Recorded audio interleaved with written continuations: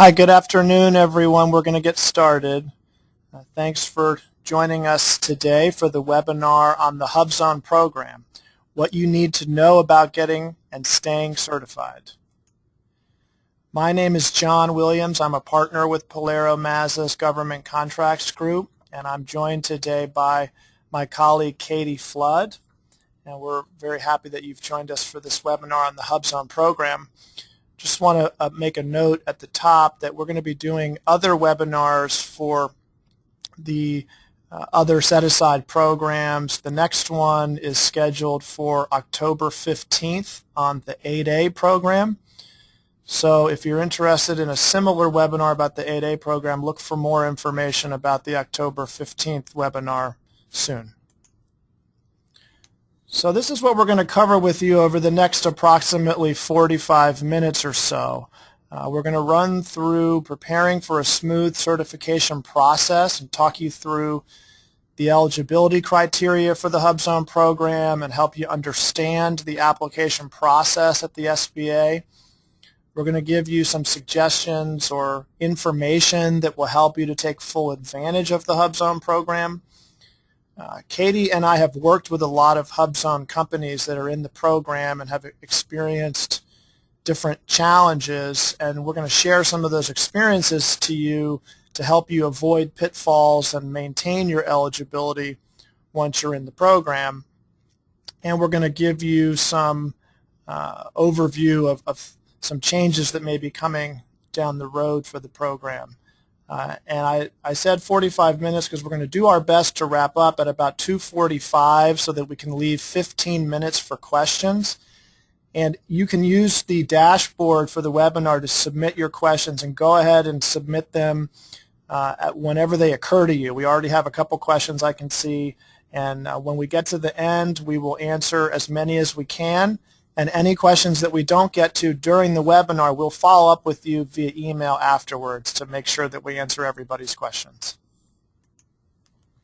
Hello, I'm Katie Flood, as Don just said, and we're first going to speak towards preparing for a smooth certification process.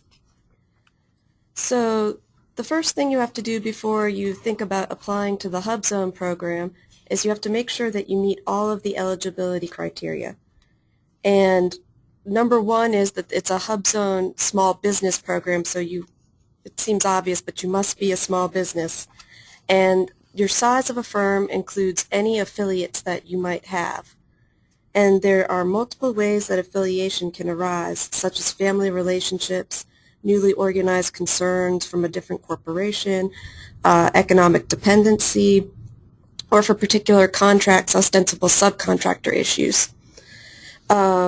The key thing that you have to consider is when one firm controls or has the power to control the other, or a third party or parties can control or have power to control both firms, even if this control is not exercised. And this is a whole, subject of size protests outside of the HUBZone program. So you need to understand first where your company is at with the eligibility criteria, but also where your company is in relation to other companies that you might have or your spouse might have. You're allowed to have HUBZone, for the HUBZone program, you are allowed to have affiliates, so that's okay. That's not an immediate block to your application, but the size of all the affiliates must be small combined. In addition, there's some special affiliation concerns that we'll address later related to employees and principal office calculations, and John's going to be speaking about that later. And there's also special affiliation rules for tribes and native-owned concerns, mainly Alaskan tribe, Indian tribes, Alaskan Native corporations, Native Hawaiian organizations, and community development corporations, or companies wholly owned by those companies are not going to be affiliated with each other. So these are things you need to think about as you're going forward. So for the actual HUBZone eligibility criteria, once you've determined and feel comfortable with your small business size, there are three main criteria. The first is that you must be owned and controlled at least 51% by a U.S. citizen. And additionally, firms wholly owned or by one or more tribes, ANCs, CDCs are eligible to participate in the HUBZone program as well. The second main eligibility criteria is that your concern's principal office must be located in a hub zone.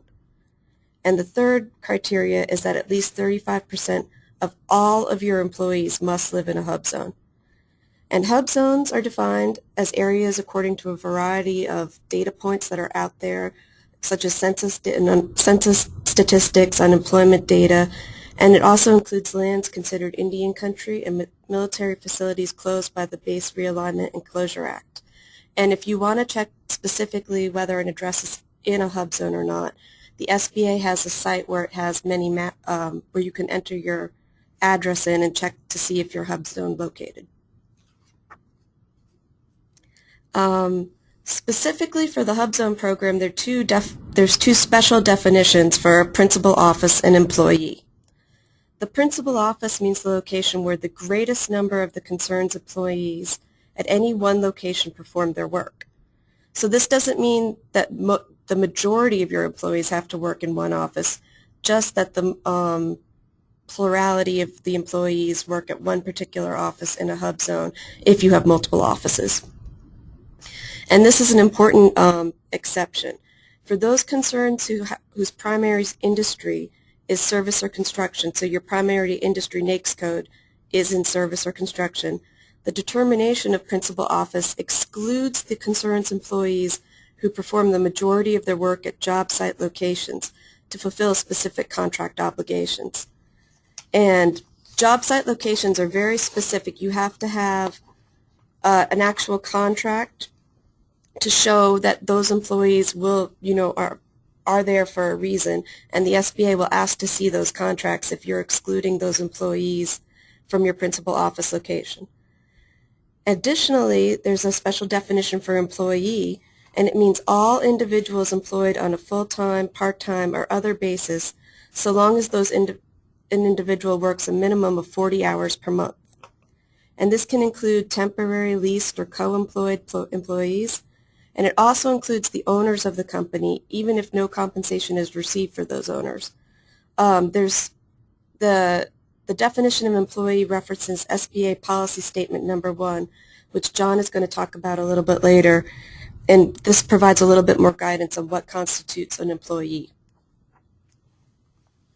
Thanks, Katie. So let's now talk a little bit about the application process. And the first item on this slide is basically what Katie's just finished running through, which is verify you're eligible, obviously, as a first step to embarking on the application process. The next step would be to gather the supporting documentation, and I've got a slide coming up on what that supporting documentation is. You want to do this before you apply. We see a lot where a company will apply and then SBA will often come back with a document request, and that may be soon after you apply, that may be a few months after you've applied, and it may not be until you get that document request that you realize, oh, you know what, I don't have that document, or we've never created that before. So you want to make sure you've got all the documents you need in order to apply. And this is a point, we're going to come back to this later when we get to the avoiding pitfalls part, but this point about maintaining documentation and building a file is a common theme that we're going to weave throughout this presentation. It's a really important takeaway for firms that want to participate in the HUBZone program. More so than the other set-aside programs, the HUBZone program really demands documentation. At several points in time, you really need to have more records than you need to have for the other programs to confirm and to maintain your eligibility. So this is the very first point. You start gathering that documentation before you've even applied, and then you're going to be well situated to continue that once you get in the program. The SBA application is online on their website, so a good idea before you apply is to go check out the application form, familiarize yourself with it, figure out whether there are any aspects of the application you don't understand or can't respond to. That's your opportunity then to ask questions. Those questions could be to SBA, those questions could be to people like Katie, and myself, you make sure you understand everything before you submit. Our understanding is the online application system can be a little funky in terms of it'll time out if you're taking too much time. So it's a good idea before you get going on the application to understand everything you're going to have to fill out. And that's done through the SBA's general login system here, which we've mentioned. You're going to set up and get a login information when you're ready to roll there. You're going to submit your application then ultimately, and then you'll wait to see what the SBA comes back with in terms of requests for supporting documentation. It's unlikely, I think, that you would submit an application and the next thing you hear from SBA is an approval or a denial. In most cases, in our experience, the SBA is going to come back with some question or request for additional documents as they're reviewing your application, so you should be prepared for that.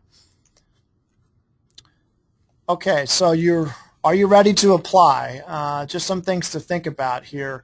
I was at the HUBZone National Council Conference last week, and Mariana Pardo, who runs the HUBZone program for the SBA, was there, and she said that approximately a quarter of applications for the HUBZone program are denied, and that the SBA isn't happy about that. They would like that percentage to be lower, but the reality is, both because it's a difficult program to comply with and some of the regulations are confusing, they do have what they consider to be an unacceptably high rate of denial. If you are denied, you're going to have to wait 90 days to reapply. So just keep that in mind in terms of, am I really ready to apply right now, or should I wait? And during this conference I mentioned, the SBA said that their statistics show that more established firms have greater success in the program. That may seem like a bit of a no-brainer, but I think it's an important point that the HUBZone program is not like the 8A program in that the 8A program is a business development program. So the purpose of it is to take a newer or smaller firm and help it to grow and succeed through the 9 years in the 8A program, become a more established firm. That's not the goal of the HUBZone program. So going into the HUBZone program as a new business looking to develop, it's not quite the same as going into the 8A program with the same goal. So about 30% of the HUBZone certified firms actually have contracts, which is I think a symptom of what I just mentioned, that it's not a business development program. It's designed, you'll be more successful the more established you are going into it. It's not impossible to get in as a newer or less established company, but you're going to probably get more out of the program if you fall into that category. And it's difficult to stay in compliance with the program criteria once you're in. You're going to have those kinds of issues with any of these set-aside programs, but it's more acute for the HUBZone program because every time you win a project and you're bringing on you have to hire new employees, you have different considerations that you do not have for the other set-aside programs in terms of where that project is located, where you're going to be able to hire people from, what that does to your eligibility requirements that Katie mentioned. So just some things to think about. Again, not to dissuade anyone from pursuing the application process, but I think these are important things to think about before you go forward with it because it's a time-consuming and it can be an expensive process. So when you're ready to make the plunge, these are the types of documents that you're going to need to submit. And this list here really comes right from the SBA. So these are the kinds of things they're going to require you to provide to substantiate your eligibility. So note that you're going to have to provide tax returns, personal and business. You need to have documentation of the fact that the majority owner is a U.S. citizen. You're going to need to let them know or show them what your primary industry is so that they can determine coming into the program, do you qualify as a small business there? I guess probably the most challenging part of this document list are the ones towards the bottom that relate to establishing where your employees live. You're going to have to provide payroll records to show who your employees are, and then you're going to have to provide records to show where they live. And ideally that would be driver's licenses matched to HUBZone maps. And like Katie mentioned, you can print the HUBZone maps from the SBA's website. So if you have a current non-expired driver's license for your employee that matches a HUBZone when you run the address through the HUBZone map program, then you're good to go. A lot of times, though, people don't have current driver's licenses. There are other things you can produce there. Maybe it would be a voter registration card. Maybe it would be utility bills and other things. You may have to go beyond a driver's license for some, or a voter registration card for certain employees. Also keep in mind for residing within a HUBZone, the part on the second to last bullet that says shows employees residing within a HUBZone. To reside in a HUBZone, you live there for 6 months, or you have a current voter registration card, and you have the intent to live there indefinitely. And that is a bit of a vague concept. I mean, you can't expect that any of your employees would agree to never move out of a HUBZone, but you may be asked by the SBA to substantiate that they have the intent to live there indefinitely. And I've seen the SBA ask for a lease or a mortgage statement, something to show a permanence of the residence. The last point is sort of a catch-all, other information to support eligibility requirements. They basically can ask you to provide whatever they think they need to see in order to confirm that you're eligible. Something that might fall into this category would be, for example, Katie mentioned job site employees, and that those employees won't be counted toward the determination of your principal office location. They will probably ask you to provide copies of your contracts that those job site individuals work on, because they want to see it's a requirement of this contract that this individual goes and works the majority of their time at a job site as opposed to out of an office. So that's something else you should be prepared to provide. After you apply, it should probably take 3 to 6 months for the application to be processed and to get to a final decision. I know the SBA, their goal is to get it closer to the 3-month mark. Depending on the circumstances, it does take longer, so I think this is a reasonable range in terms of setting your expectations. About 10% of applicants are going to receive a site visit, so that's about 500 firms out of the current portfolio of 5,000 or so HUBZone firms received a site visit. They can do site visits really whenever they want, but just applying this percentage, roughly 10% of you who are going to apply to the program will get visited, and they may not necessarily tell you before they come.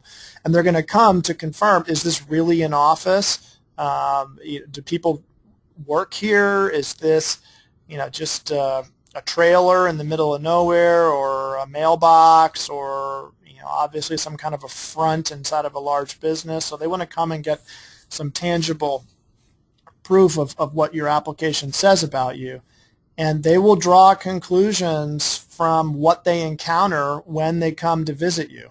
So if they don't see the name of your business on the door, or if the door to your business is locked so they can't get inside, and it looks to them from the outside like it might just be a little broom closet, they may draw a conclusion from that that's negative about your application, your eligibility. They may talk to people in the lobby or in other businesses in the building. I've seen it where the investigator has asked questions of other people who work for different companies who just happened to come across the investigator while he was in the building.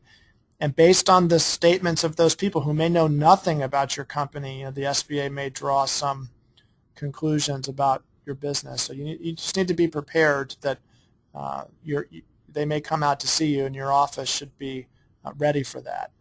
And they may have questions, like we've mentioned. It's likely to me that they will have some questions or some requests for additional documents once you've applied. Okay, so you're going to get either approved or denied, right? So the end result of this process is going to be they're going to let you in which case you're going to go onto the list of approved HUBZone entities. The SBA will reflect your HUBZone status in their dynamic small business search website. So that's going to be your record in terms of letting the world know, and contracting officers and prime contractors, etc. You say, check my DSBS profile. So obviously you want to make sure that once you've been approved, that is actually reflected in your DSBS profile, and you may have to nudge the SBA if that's not the case. You can start going after HUBZone projects as a prime or as a subcontractor. When you're in the program, you are going to have to recertify your status every 3 years. So the SBA is going to come back and look under the hood to make sure you're still eligible at least every 3 years. They're allowed to come back and look at you sooner than that if they have a reason to question your continuing eligibility. But at least every 3 years they're going to move to recertify you. They'll initiate that. So there is not a maximum amount of time in the program. Like 8A is a 9-year term. HUBZone is indefinite. You do have to be eligible every 3 years at least when you're recertifying. You have to stay eligible, but as long as, and that can be difficult to do, particularly as you win more projects with more dispersed hiring you have to do. It can just become very difficult to maintain status. I mean, some companies go in the program, get a contract, and immediately lose their status. But there are firms who have been successful in the HUBZone for a long time, and that is possible. If you're denied, it's not on this slide, but I mentioned earlier you have to wait 90 days to reapply. So that's the first point. You can reapply in 90 days. It used to be a year, but I think around 2 years ago they shortened it to 90 days. So that's helpful. If you don't get in, you can try again fairly soon. There is no formal appeal process. So if you're familiar with the 8A program and how you can go to the SBA's Office of Hearings and Appeals to challenge a denial of your application, you do not have that same right for the HUBZone program. There is no appeal to the OHA for a HUBZone denial. There is an informal request for reconsideration process at the SBA if you believe that your application was denied based on a clear and significant administrative error by the SBA. You can go back for a request for reconsideration. There's no regulation that provides for that, so that's why we call it informal. It's sort of off the books, but we have in the past when there's a clear SBA error, and that's the reason for the denial, we've gone back on what we call a request for reconsideration, and we've been successful in getting firms into the program that way. So the SBA will reconsider its application denial if it's made a mistake. Something you have to weigh, though, is what's more likely to be the best use of your time. If you can reapply in 90 days and it takes another 3 to 6 months to process a new application, then you're looking at 6 to 9 months to get into the program on a new application after you're denied. So you've got to have a sense that a request for reconsideration would be wrapped up sooner than that, or else requests for reconsideration may not make sense. We've had some requests for reconsideration. This is going back several years now, but some of them were wrapped up in just a few months. But I also had one that took over a year. So in that case, just doing a new application might have made more sense. Although at the time they didn't allow new applications within 90 days. So again, that's an advantage, a more recent advantage. Now we're going to talk about some of the advantages of the HUBZone program once you get in and have been approved. The first main advantage is the 10% price evaluation preference for full and open competitions. And you can find the specifics for these price evaluation preferences at 13 CFR 126.613 and 126.614.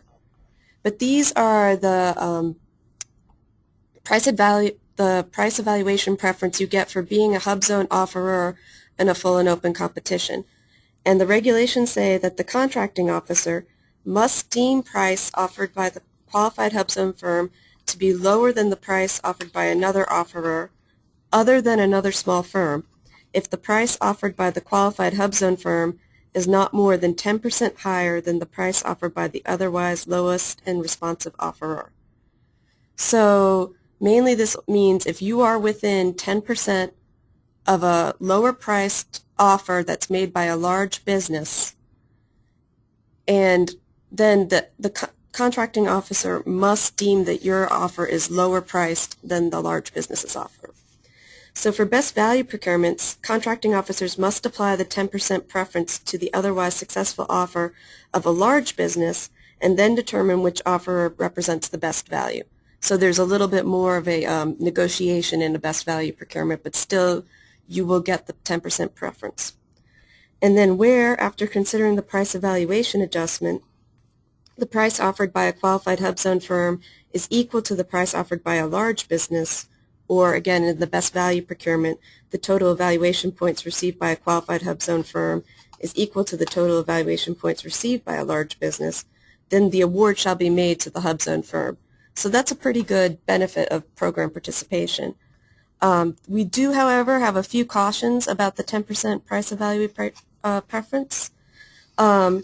Although it's not quite the same as a HUBZone set-aside, there's still the potential that you can be open to protest for HUBZone evaluation preferences. The HUBZone protest regulations state that firms that have made offers on sole source and all other procurements can be protested, so that would include HUBZone price evaluation preferences. Additionally, the receipt of a price evaluation preference could be considered a deemed certification for purposes of a presumed loss liability. That's a deemed certification that you are, in fact, a HUBZone. When you submit your offer, you're saying, yes, I am a HUBZone, a qualified HUBZone small business concern. And John will be discussing some presumed loss rule considerations a little bit later in the presentation, but that's just something to think about also for the price preference. And also that the price evaluation preference does not apply for subcontracting goals. A few other benefits for program participation. So as we were talking about a little bit earlier, there's competitive and sole sourcing opportunities set aside for HUBZone concerns. Additionally, you can joint venture in the HUBZone program.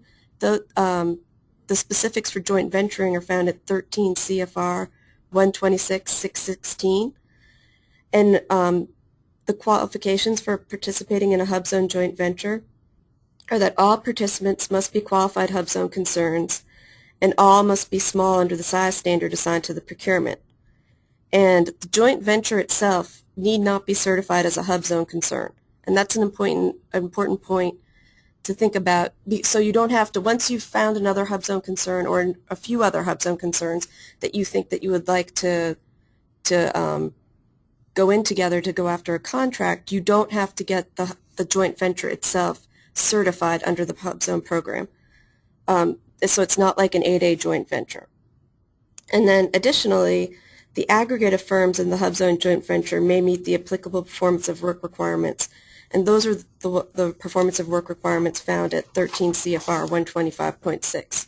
So each HUBZone concern, for example, if you're in a construction contract, each HUBZone concern doesn't need to be performing 15% of the work.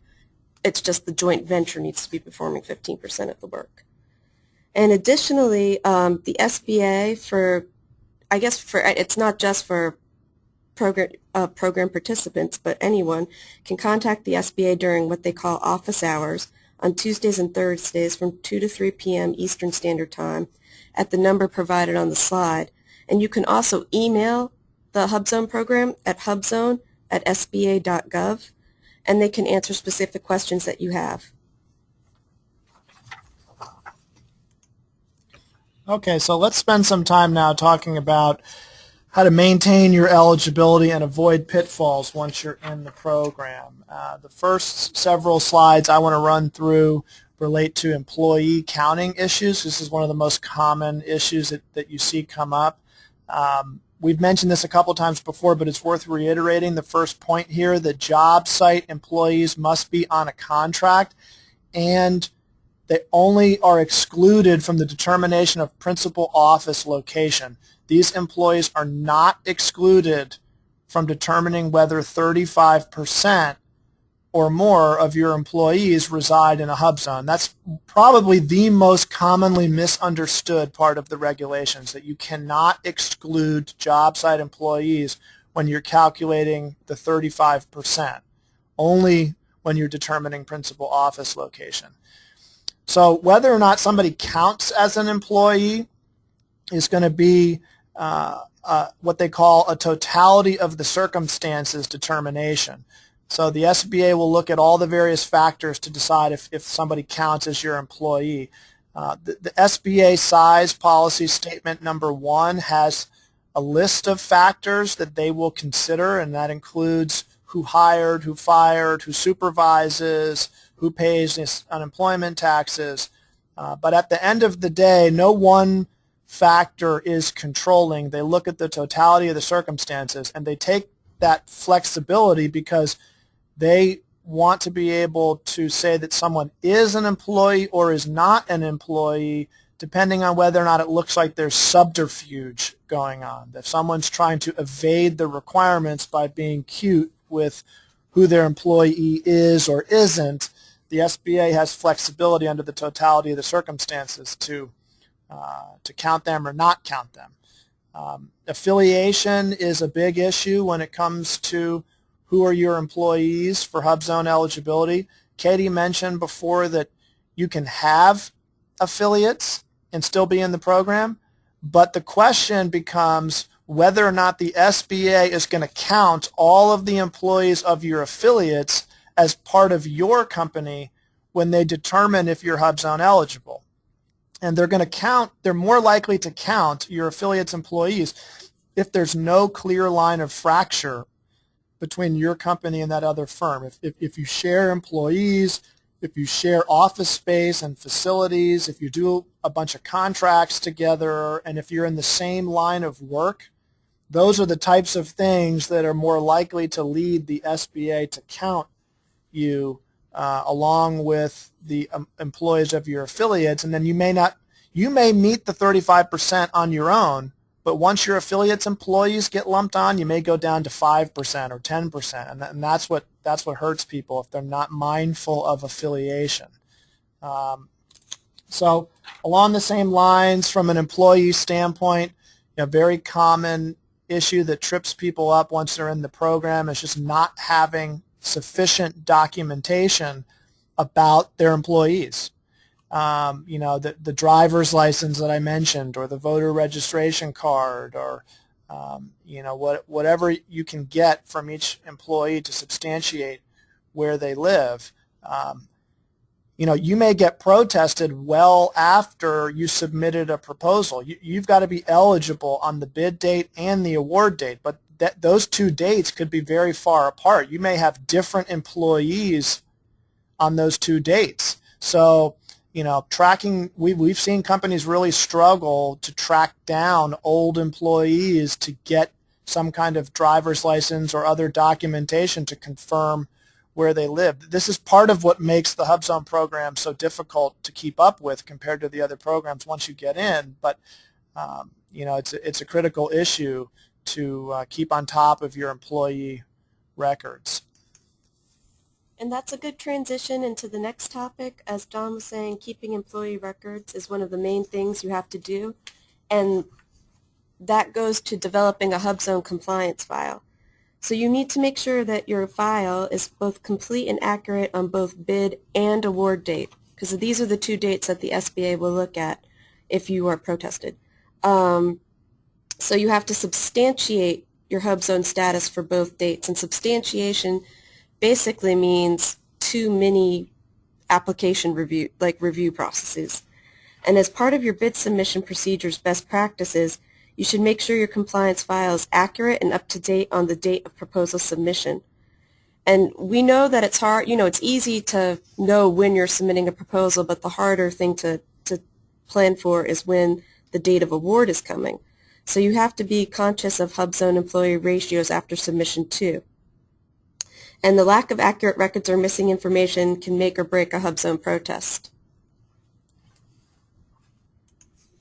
And for HUBZone protests, I mean, you just need to be prepared because the current climate means that more and more firms are being protested as, you know, as sequestration and budget cuts come along, work is drying up, people are fighting for awards. So the protest process requires a firm to substantiate HUBZone status on both date of offer and date of award. And like I was saying before, these are two mini snapshots in time, and you have to provide the documentation similar to the application process. And it would be so much easier, because we've seen these protests time and time again, if you could just have a file you could grab for both submission date and date of award, and you can just say, here's all my information, because it makes it so much easier to go back. You can't appeal HUBZone protests once you finally have a decision. This goes for both the protester and the protested concern. No matter what the decision is, you can't appeal that to the SBA's Office of Hearings and Appeals, the same body that John was talking about earlier, who won't hear appeals of programs eligibility. So you can appeal the decision, however, to the Associate Administrator of Government Contracting and Business Development for the SBA, but there's a very high standard attached to these appeals. There must be a clear and significant error in the processing of the protest, or a complete failure to consider a significant fact supplied by either the protester or the HUBZone firm. And I would just have to say this usually means no. The answer, you're usually going to get denied on appeal. So documents requested for a protest response, again, it's the same as the application. I'm not sure, you know, if we need to go through every single thing, but it's the same as John was talking about earlier, the documents that you need to provide in your application, except you have to do this twice. You must do it for date of submission and date of award. And you'll have, the main thing I think I would focus on is the company payroll records. And you have to provide the month prior to date of submission and the month prior to date of award, because the SBA is going to be looking to substantiate whether or not all of the employees that you're counting have worked 40 hours for that month. So this gets a little bit tricky too when you have full-time employees. You know, how do they show up on your payroll records and when were they hired? It can be sort of a nightmare to go back and sort of recreate it. So that's just something that you need to be conscious of. As John was saying before, you have to have records demonstrating the HUBZone employees' residencies, such as driver's license or voter registration cards, and HUBZone maps for each employee. And if, for example, if the HUBZone maps have changed, it can be hard to go back and try to find old maps that aren't appearing on the SBA system anymore. That can be a nightmare. So please make sure that you have those maps printed out and put in your HUBZone compliance files.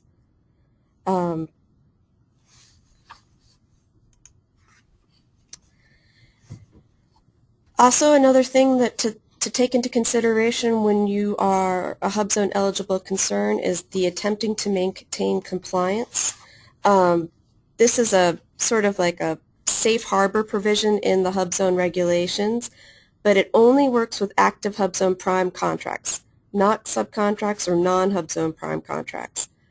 And so basically when you're attempting to maintain compliance, it means that you can fall out of compliance with the HUBZone eligibility requirements, but you must have a HUBZone prime contract, or otherwise it doesn't work. So things you can do to attempt to maintain compliance with the HUBZone eligibility requirements are actively marketing your company and job opportunities in HUBZone communities, such as putting out newspaper ads, attending job fairs in HUBZones, and actively marketing your company for HUBZone employees.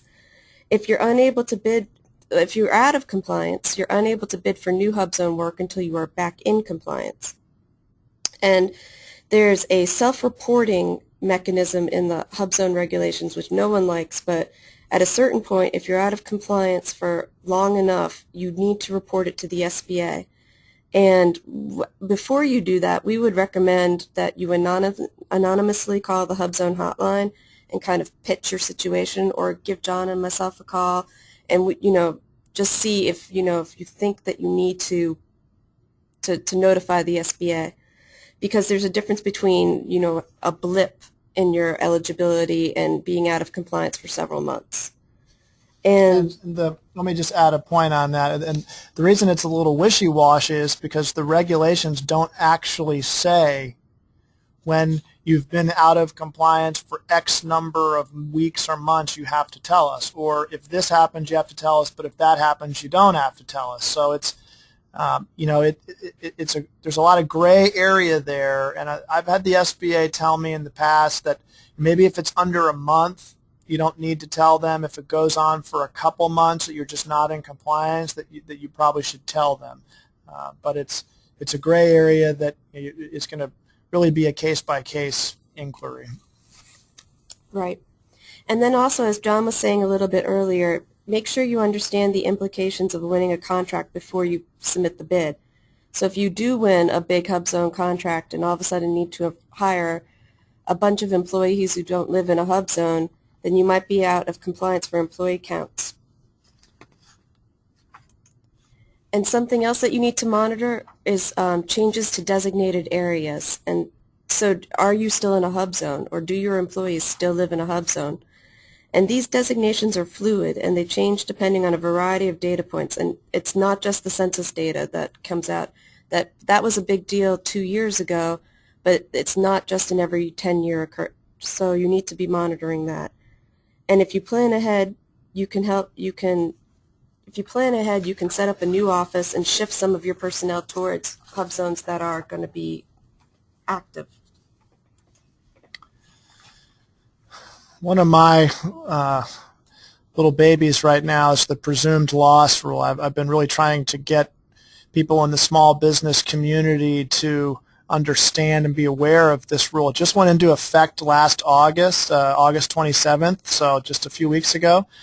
And we did a webinar on this in early August, so if you didn't attend it and you're interested in learning more about it, you can download the slides and the audio from our website. But in a nutshell, the presumed loss rule increases the penalties for making a misrepresentation of size or status, a willful and intentional misrepresentation. So that applies now when you're going after HUBZone contracts. So everything we've been talking about to this point in terms of understanding if you're eligible and then maintaining your eligibility go toward helping you to make sure that you never make a misrepresentation of your HUBZone status.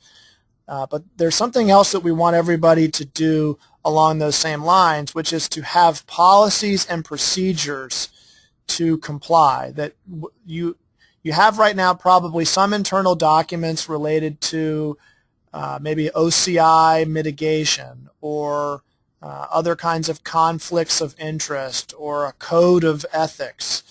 Some of these things are required for government contractors. We want you to add to your portfolio of those internal policies and procedures.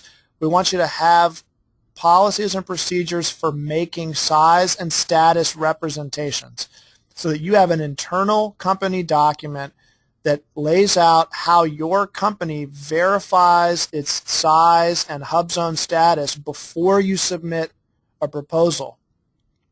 Who's the designated person to do that? Who's the designated official to sign your proposal and make the certification? How do you escalate things within the company or outside of the company when something's come up that maybe creates a question about whether you are able to certify or represent as small or HUBZone? These are the types of things you should address in this document. Having policies and procedures is going to help you not make misrepresentations. It's also going to help you in the future if anybody wants to look at you about a possible misrepresentation. You'll be able to say, look, we had these things in place, and if we made a mistake, it was a good faith mistake. It wasn't an intentional and willful mistake. And along those lines, Mariana Pardo mentioned at the HUBZone conference last week that the Inspector General investigations are on the rise for the HUBZone program. This all stems from some GAO investigations and reports that go back probably about 5 years at this point, but there's been more scrutiny on the HUBZone program along with the other set-aside programs, and as a result of that additional scrutiny, there are apparently now 11 files with the Inspector General. 11 HUBZone firms are in some form of investigation with the Inspector General right now. So it's not meant to scare you off from the program. This is the reality of participating in any of these programs now. You need to be prepared that you're going to be under more of a microscope than you used to be maybe. So we'll wrap up with looking ahead now before we take some of your questions in the time that we have left. And I see we have a lot of questions, so we'll do our best to get through as many as we can before we wrap up. But some of the things that may be coming down the pike here, if maybe you're not ready to apply for the program right now, but you may be next year or sometime in the future, you may see a 90-day processing of new applications. They're really pushing to get there. I don't think they're there yet, but that's their goal. Something else that will help everybody, both applicants and participants, is that the SBA is planning to issue standard operating procedures by the end of second quarter 2014. So this will give us a lot more insight into how SBA interprets and applies the HUBZone regulations, which will be helpful because right now, since there's no appeal to SBA Office of Hearings and Appeals, there really isn't the same kind of public guidance out there that there is for some of the other programs, because we can't go read published decisions because there aren't any, and that's one of the other bullet points on here.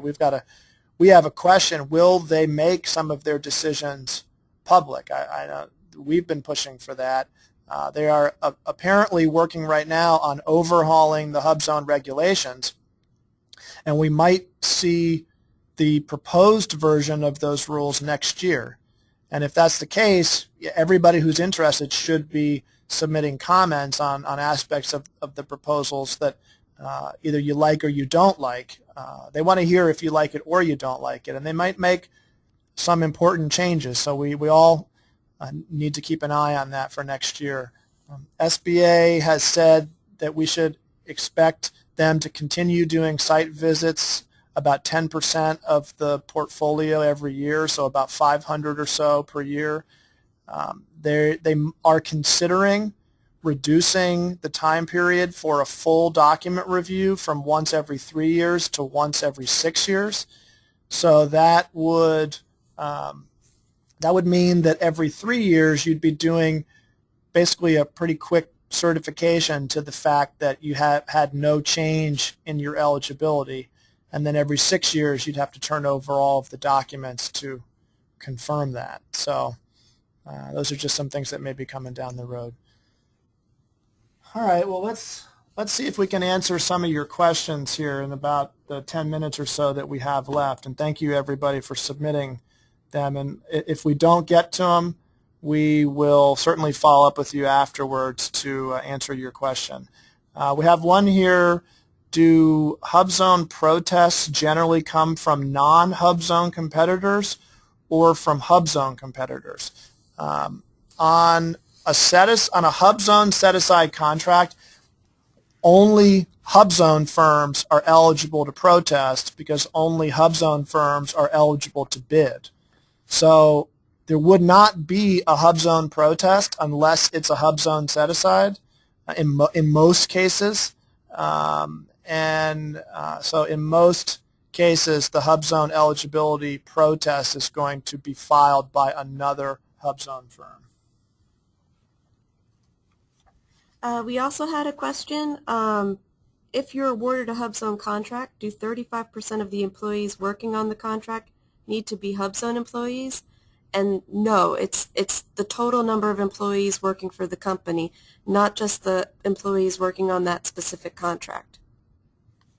Mm-hmm. Somebody had a question about attempting to maintain compliance, that the bullet point that says that only works with an active HUBZone prime contract.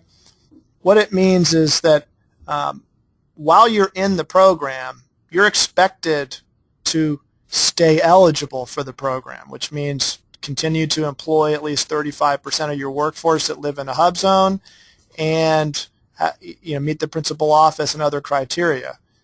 And if you don't, you're supposed to tell them. And that's what we talked about, sort of a gray area. When do you have to tell them? But you're supposed to tell them, and then they may decertify you from the program. There's an exception to this requirement that you stay eligible while you're in the program, and that is if you fall below the criteria while you are performing on a HUBZone contract, you can stay eligible for the program overall as long as you are attempting to maintain compliance. So if you're having job fairs or posting advertisements and doing some of the other things that Katie mentioned to try to get yourself back into compliance, they're not going to decertify you because you might have dipped below while you're performing a HUBZone contract.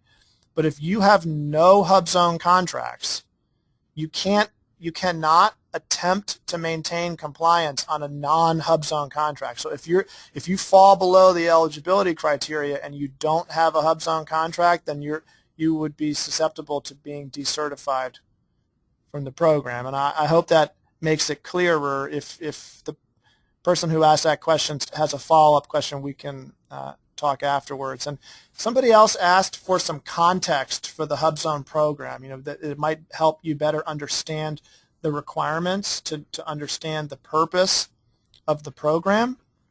The program is designed to benefit historically underutilized business zones. So, the idea is that we're going to help grow these areas that have been historically underutilized, both by getting businesses to locate in those areas, so that's where the principal office requirement comes in, and also getting businesses to employ people who live in those areas, and that's where the 35% requirement comes from. So hopefully that additional context will help you in understanding why we have these principal office and 35% requirements. We got a lot of questions about, can I get the slides, and what about the audio? Hopefully that means everybody's enjoying the webinar. Yes, you will be able to get a copy of the slides and the audio from our website. It's going to be on the resources tab of our website in about 24 hours, so just check back tomorrow and we should have it posted up on the resources tab of www.PilieroMazza.com. If for some reason you don't see it or you want it sooner than it's posted, just email me or email Katie afterwards. You've got our email addresses up here, and we'll be happy to get it to you. Another question that we've seen is, how do employees working from home count towards the principal office calculations? And the way we've seen the SBA look at that is that they will count an employee working out of a home office as a satellite office, so it doesn't count towards your principal office location. So the good thing about that is you're not probably going to have 10 employees working at somebody's home, so it's just going to be one individual. It shouldn't throw you too far out of whack for your principal office location. And if they're a HUBZone resident, they can count towards your HUBZone residency requirement, your 35% HUBZone residency requirement. But if they're not actually physically reporting to the principal office, they can't count towards the principal office calculation. We got a question here about whether or not an existing JV with other large business impact affiliation and therefore employee count.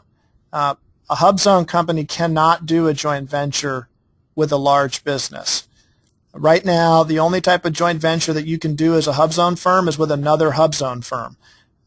There are circulating regulations to provide a mentor-protege program for the HUBZone program, and that's something else that's sort of a looking ahead. We should be getting a mentor-protege program for HUBZone relatively soon. We have one right now at SBA only for 8A, and the 8A mentor-protege program allows the 8A protege to do a joint venture with its mentor, even if the mentor is a large business.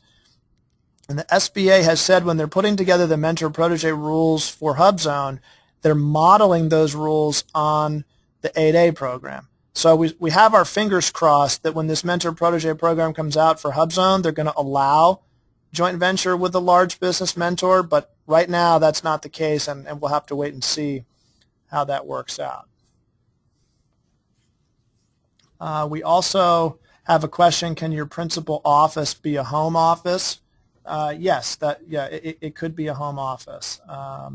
They'll come out and substantiate that it's legitimately your office, so you're going to want it to look like an office and seem reasonable that it would be an office, and that people could work there, and you may need a license from your local jurisdiction to have an office in your home, but in theory it's possible.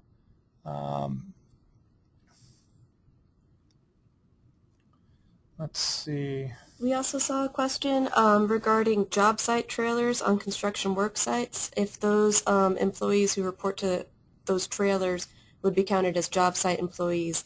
And as long as it's for a construction contract and you are a service or construction, your primary industry is service or construction, then yes, you can count those employees as job site employees and exclude them from the principal office calculations. There's another question on joint ventures. Are the two companies' sizes added together to determine eligibility? And the answer is it depends.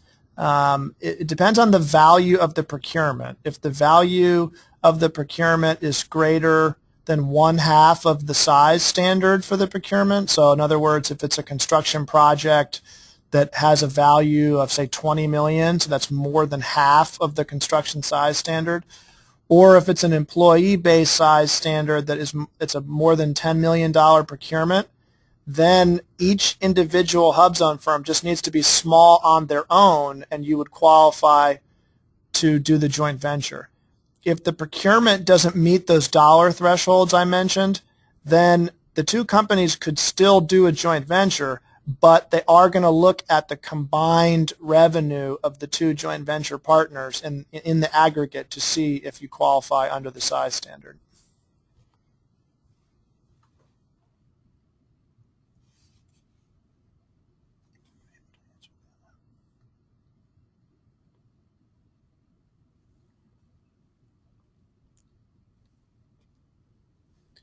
Okay, looks like we've got maybe time for one more here, one or two more. We've got a question about, can you talk about the 50% self-performance requirement?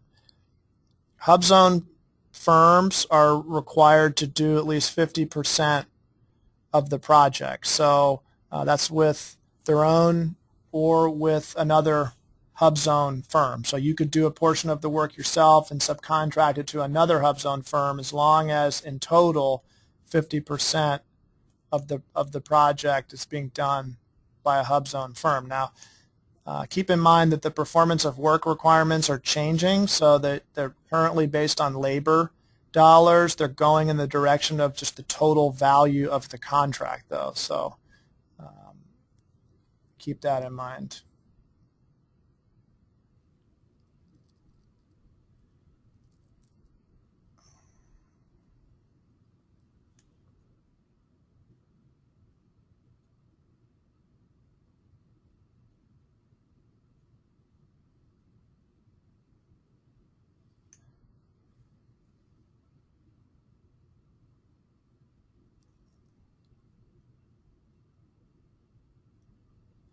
Okay, I think we've scanned through and answered most of the questions that are quick and answers for purposes of the time we have left. I see some longer questions here, more detailed. We'll follow up with each of you individually afterwards to get you answers. Thanks to everybody for participating today. I hope you enjoyed the webinar, and we thank you for joining us.